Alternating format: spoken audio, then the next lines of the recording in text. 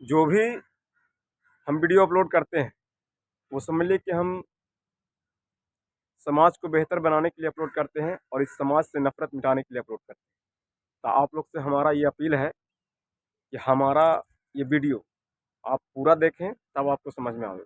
आप पूरा देखकर हमें समझ लीजिए कि सपोर्ट भी करें। इससे हम आपका बहुत बहुत शुक्रिया और थैंक यू। नमस्कार, न्यूज पॉइंट लेकर हाजिर हूं मैं राजीव। दोस्तों, राहुल गांधी से बीजेपी का डर आज एक बार फिर से संसद में नजर आया। राहुल गांधी को बोलने से रोकने के लिए लोकसभा अध्यक्ष ओम बिरला ने अचानक ही सदन की कार्रवाई स्थगित कर दी, जिसके बाद कांग्रेस के कम से कम 70 सांसदों ने ओम बिरला के पास जाकर अपना विरोध दर्ज कराया। वहीं राहुल गांधी ने भी बीजेपी के इस अलोकतांत्रिक आचरण पर सवाल उठाए हैं। दोस्तों, आपको याद होगा कि मोदी सरकार के तीसरे कार्यकाल की जब शुरुआत हुई थी, तब भी राहुल गांधी ने कहा था कि जब मैं सदन में आता हूं तो मोदी नहीं आते हैं, यानी मोदी राहुल का सामना करने से बचते हैं। जबकि प्रधानमंत्री और नेता प्रतिपक्ष एक साथ सदन में रहें तो सोचिए भारत की लोकतांत्रिक छवि कितनी सुंदरता के साथ नजर आएगी। लेकिन बीजेपी को शायद इसी सुंदरता से तकलीफ है, तभी तो राहुल गांधी को बेवजह बोलने से रोका जा रहा है। इससे पहले जब कुंभ पर मोदी ने बयान दिया था, तब भी आप याद कीजिए, और राहुल गांधी उस वक्त बोलना चाहते थे तो उन्हें मौका नहीं दिया गया। लेकिन आज बात कुछ ज्यादा बढ़ गई और इसका खामियाजा बीजेपी को भुगतना पड़ेगा, क्योंकि अब टीएमसी सांसद ने भी इस पर अपनी नाराजगी दिखाई है, जताई है। उधर बिहार में भी बीजेपी को झटका लग सकता है, या लग रहा है कह सकते हैं, क्योंकि आज all India Muslim personal law board ने पटना में विधानसभा के बाहर प्रदर्शन किया और उसमें तेजस्वी यादव और लालू प्रसाद यादव दोनों शामिल हुए। इससे पहले जिस तरह नीतीश कुमार ने राबड़ी देवी पर टिप्पणी की, उसमें भी तेजस्वी ने नीतीश कुमार के महिला विरोधी चेहरे को उजागर किया है। वहीं उत्तर प्रदेश आइए तो उत्तर प्रदेश में भी योगी आदित्यनाथ घिर रहे हैं और अखिलेश यादव ने तो उन्हें आउटगोइंग सीएम करार दिया है, यानी ये योगी का आखिरी कार्यकाल है। ये भविष्यवाणी अखिलेश यादव ने कर दी है। साथ ही कानून व्यवस्था के मसले पर भी योगी को अखिलेश ने घेरा है। एक तरफ बीजेपी सौगाते मोदी जैसा अभियान चलाकर अल्पसंख्यकों के बीच अपनी छवि सुधारने की कोशिश में है, और दूसरी तरफ बीजेपी की संविधान विरोधी और अलोकतांत्रिक छवि उसी की कोशिशों पर पानी फेर रही है। आज किस तरह राहुल गांधी ने इस अन्याय के बारे में कहा है, आइए जरा सुन लेते हैं राहुल गांधी की जुबानी और आगे बढ़ते हैं। लेकिन सुनिए राहुल गांधी को। I don't know what is going on, because after he said that, I said, look, as LOP, let me speak. Let me say what he just ran away. So I don't understand what is going on. This is no way to run the house, frankly. I mean, literally, speaker उठ के मतलब एकदम निकल गए, मुझे मतलब एक शब्द नहीं बोलने दिया, और पहले मेरे बारे में कुछ बोलने हैं, वो भी बिल्कुल पता नहीं क्या बोला, अनसब्सटेंशिएटेड। और फिर मतलब मैं खड़ा हुआ, मैंने कहा कि देखिए मुझे बोलने दीजिए, आपने मेरे बारे में कुछ बोला है, घूम कर चले गए, और कोई मतलब अर्जन कर दिया, कोई जरूरत नहीं थी।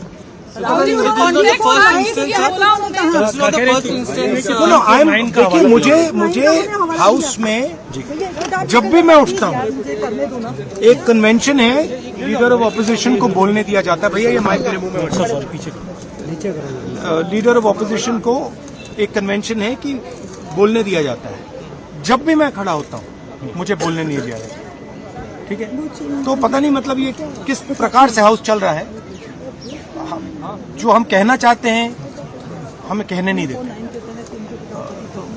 सर, पार्लियामेंट्री अफेयर्स मिनिस्टर के खिलाफ भी प्रिविलेज नोटिस लेकर आए थे, क्योंकि वो बनाना पड़ा है। आपके ऊपर कहा कि राहुल स्पिरिट, मैंने कुछ नहीं किया है। सर, उन्होंने ये कहा, मुझे बोलने दीजिए, मैंने कुछ नहीं किया है। मैं बिल्कुल शांति से बैठा था, मैंने एक शब्द नहीं बोला, ठीक है। और पिछले मतलब 7-8 दिन में मुझे बोलने नहीं दिया, मैंने कुछ नहीं बोला। आपको क्या स्पेसिफिक, मैडम मुझे बोलने दीजिए, मैं बोल रहा हूँ, मुझे इंटरप्ट मत कीजिए। तो ये एक नया तरीका है जहां डेमोक्रेसी में ऑपोजिशन की जगह होती है और सरकार की जगह होती है। यहाँ पे ऑपोजिशन की जगह है ही नहीं, यहाँ पे सिर्फ सरकार की जगह है। और हम उस दिन प्रधानमंत्री जी ने कुंभ मेला के बारे में बोला, मैं अपनी बात जोड़ना चाहता था। मैं कहना चाहता था हाँ बहुत अच्छा है कि कुंभ मेला हुआ, और मैं बेरोजगारी के बारे में भी कुछ कहना चाहता था, नहीं बोलने दिया। तो अब पता नहीं मतलब स्पीकर की क्या थिंकिंग है, क्या अप्रोच है, बट सच्चाई ये है कि हमें नहीं बोलने दिया। और हम हमारी पार्टी विपक्षी मेन पार्टी है, मैं लीडर ऑफ ऑपोजिशन हूं, तो ये बिल्कुल नॉन डेमोक्रेटिक स्टाइल से चलाया जा रहा है। तो काफी दुखी, काफी निराश नजर आ रहे हैं यहां राहुल गांधी और सीधा पोल खोल रहे हैं सरकार की सत्ता पक्ष। और ओम बिरला संसद में लोकसभा के अध्यक्ष हैं और स्पीकर जिसको इंग्लिश में कहते हैं, और उनके रवैये से राहुल गांधी नाराज और निराश हैं। आपको बता दूं कि आज राहुल गांधी जब सदन में बोलने की कोशिश कर रहे थे और बेरोजगारी का मुद्दा उठाने ही जा रहे थे, लेकिन ओम बिरला ने कार्यवाही स्थगित की और अपने आसन से उठकर चले गए। इससे पहले सदन में सार्वजनिक महत्व के मुद्दों पर चर्चा चल रही थी। केसी वेणुगोपाल के भाषण के बाद ओम बिरला ने हस्तक्षेप किया और सदस्यों के व्यवहार पर टिप्पणी की। खासतौर पर राहुल गांधी को संबोधित करते हुए काफी कुछ कहा।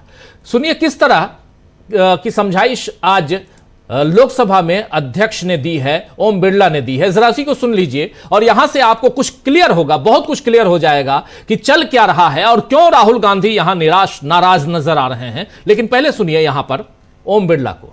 माननीय सदस्यगण, आप सबसे अपेक्षा की जाती है कि आप सदन में सदन की मर्यादा और शालीनता के उच्च मापदंडों को बनाए रखें। सदन में मेरे संज्ञान में ऐसी कई घटनाएं हैं जब माननीय सदस्यों के आसन सदन की उच्च परंपराओं मापदंडों के अनुरूप नहीं है। इस सदन में पिता पुत्री, माँ बेटी, पति पत्नी सदस्य रहें।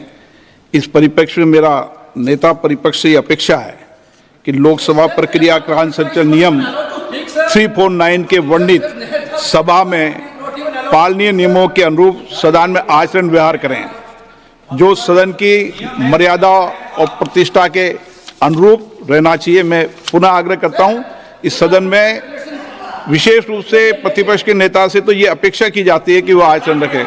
सदन की कार्रवाई 2 बजे तक के लिए स्थगित की जाती है।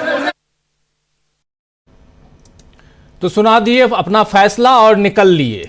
ये है भारत का लोकतंत्र और लोकतंत्र का मंदिर जिसको संसद कहते हैं। वहां पर उस मंदिर का मुख्य पुजारी जो है वो हैं ओम बिरला। यानी अगर उस हिसाब से ही आजकल बहुत मंदिर, मस्जिद, हिंदुत्व और सनातन की बातें होती हैं, उसी आधार पर समझाने की कोशिश कर रहा हूं कि जो बातें यहां कह रहे थे, केसी वेणुगोपाल अपनी बात रख रहे थे, उनको टोक कर रोक कर ओम बिरला वहां अपनी बात रखते हैं और सीधा निशाना कुछ रूल रेगुलेशन का हवाला देते हुए राहुल गांधी पर। और राहुल गांधी अब यह समझ नहीं आ रहा है कि आखिर राहुल गांधी को निशाना क्यों बनाया गया, क्योंकि वे तो आराम से बैठे हुए थे और जैसे ही वो जवाब देने के लिए खड़े हुए, बिरला ने तुरंत सदन की कार्रवाई स्थगित कर दी, जिससे विपक्षी सदस्य सारे हैरान रह गए।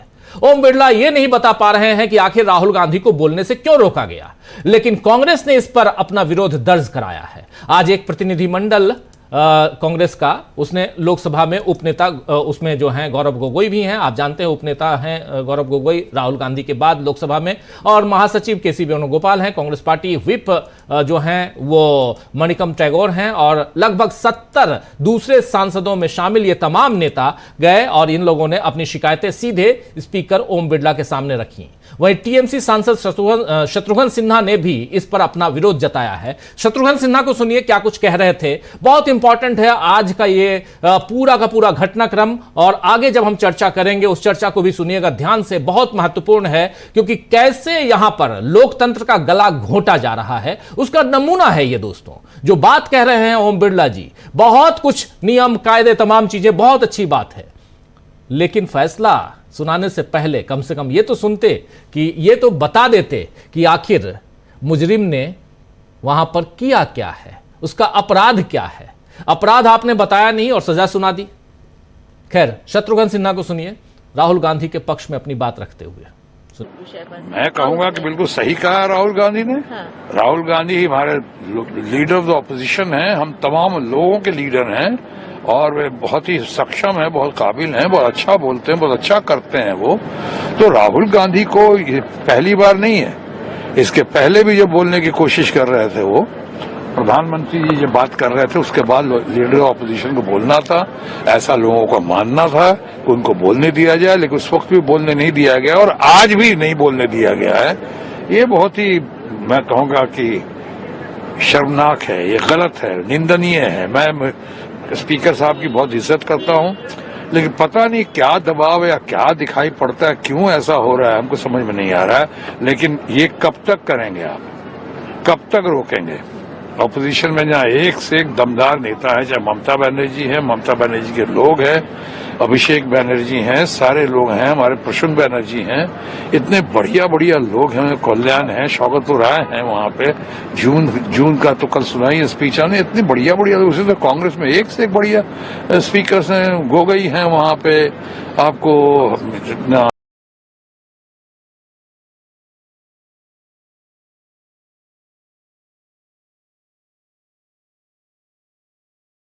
हाँ, ये वो जो उनका पॉलिटिकल सेक्रेटरी है अपना केरला का वेणुगोपाल, कितना बढ़िया आदमी, कितना बढ़िया बोलता है। प्रेम बाबू है वहाँ इतने अच्छे। तो ये रोकने का ये कब तक चलेगा? You can't fool all the people all the time, हर बार ऐसा नहीं चलेगा। Thank you. तो हर बार ऐसा नहीं चलेगा। और राहुल गांधी जो बात कह रहे हैं, बहुत जरूरी मुद्दे की बात कह रहे हैं। ये बात यहां कह रहे थे शत्रुघ्न सिन्हा। इधर उत्तर प्रदेश आइए दोस्तों, उत्तर प्रदेश में भी बीजेपी अपने अलोकतांत्रिक आचरण पर घिर गई है। आज आगरा में समाजवादी पार्टी यानी सपा के सांसद रामजी सुमन के घर पर तोड़फोड़ की गई, क्योंकि उनके राणा सांगा वाले विवाद पर नाराजगी थी। इस पर अखिलेश यादव ने क्या कुछ कहा है, आइए जरा सुन लीजिए। अखिलेश यादव ट्वीट है अखिलेश यादव का, ये ट्वीट देखिए। आगरा में मुख्यमंत्री जी के उपस्थित रहते हुए भी पीडीए के एक सांसद के घर पर कुछ लोगों द्वारा तोड़फोड़ की हिंसक वारदात जब रोकी नहीं जा सकती है, तो फिर जीरो टॉलरेंस तो जीरो होना ही है। क्या मुख्यमंत्री जी का प्रभाव क्षेत्र दिन पर दिन घट रहा है, या फिर आउटगोइंग सीएम की अब कोई सुन नहीं रहा है? अगर वो अभी भी मुख्यमंत्री हैं तो तुरंत कार्रवाई करें और दोषियों को एआई से पहचान कर दंडित करें, आर्टिफिशियल इंटेलिजेंस से पहचान कर दंडित करें। नहीं तो मान लिया जाएगा कि पीडीए सांसद के खिलाफ यह सब उनकी अनुमति से हुआ है। निंदनीय, ये कह रहे हैं अखिलेश यादव। इधर बिहार चलिए, बिहार में आज बिहार विधानसभा में तेजस्वी यादव ने नीतीश कुमार से माफी की मांग की है, क्योंकि कल उन्होंने राबड़ी देवी का अपमान किया था। वहीं आज मुस्लिमों के वक्फ बोर्ड संशोधन विधेयक पर भी विरोध में भी तेजस्वी यादव शामिल हुए और उनका साथ दे रहे थे उनके पिता लालू प्रसाद यादव। लेकिन तेजस्वी यादव ने इस विरोध प्रदर्शन में क्या कुछ कहा है, आइए जरा वो सुन लेते हैं। अपनी बात यहां रखते हुए वक्फ बिल पर कैसे घिरी हुई है नीतीश कुमार, घिरे हुए हैं, उनकी पार्टी घिरी हुई है, कैसे नीतीश कुमार के अलावा तमाम नेता घिरे हुए हैं, ये सब भी बहुत इंपॉर्टेंट है। और तेजस्वी यादव की बातें, और इन सब बातों के साथ साथ सबसे बड़ी चीज कि चाहे बिहार हो, चाहे उत्तर प्रदेश हो या दिल्ली हो, दिल्ली में लोकसभा और राज्यसभा दोनों की कार्रवाई चल रही है। और सबसे बड़ी चीज आप जानते हैं कि ये बजट सत्र है, और बजट सत्र में अपने आप में मनी बिल अपने आप में बहुत बड़ा मामला होता है। और इन सब के बीच आखिर लोकसभा अध्यक्ष क्यों एलओपी को घेर रहे हैं, इस पे भी चर्चा करेंगे। लेकिन सुनिए जरा तेजस्वी यादव उधर वक्फ बिल पे क्या कह रहे हैं। इस बिल के खिलाफ सभी आवाम को, बुजुर्गों को, नौजवानों को आज के इस धरना प्रदर्शन पर आप सब लोगों को हम धन्यवाद देना चाहते हैं कि आप सब लोग एकजुट हो करके अलोकतांत्रिक, संवैधानिक, गैर संवैधानिक जो बिल लाया गया है, इसके विरोध में आप सब लोगों का महाजुटान हुआ है। हम आप सबको बोल दें कि हमारी पार्टी राष्ट्रीय जनता दल, हम लोगों के नेता लालू प्रसाद यादव जी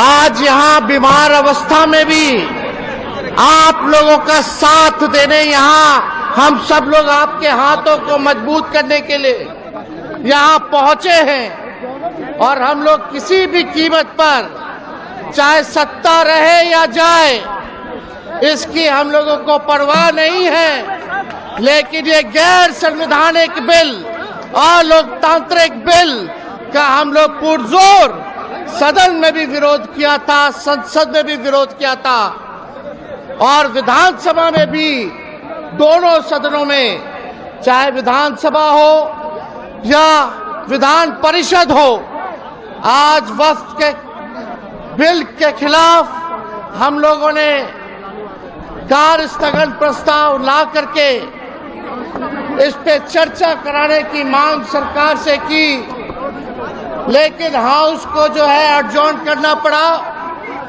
हम लोग ये बताना चाहते हैं, आप लोगों के इस लड़ाई में